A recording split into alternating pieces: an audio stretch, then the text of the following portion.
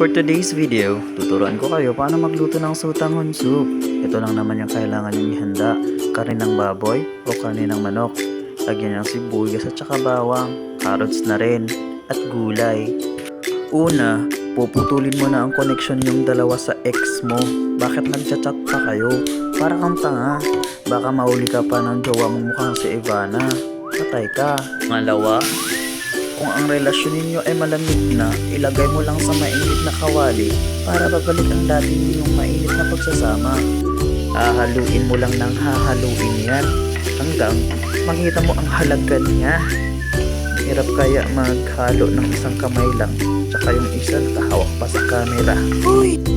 Pangatlo, kung nakikita mong may pagbabago sa kanya simula nung lumamig siya hanggang uminit muli ang relasyon ninyong dalawa, huwag mo nang patagalin pa.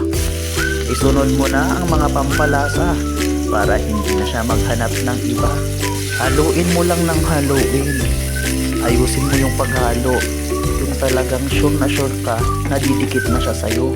Isunod mo na rin ang carrots para may kulay na ang relasyon ninyong dalawa. Uy, ayaw ko na mag voice over. Baka na nga kayo dyan.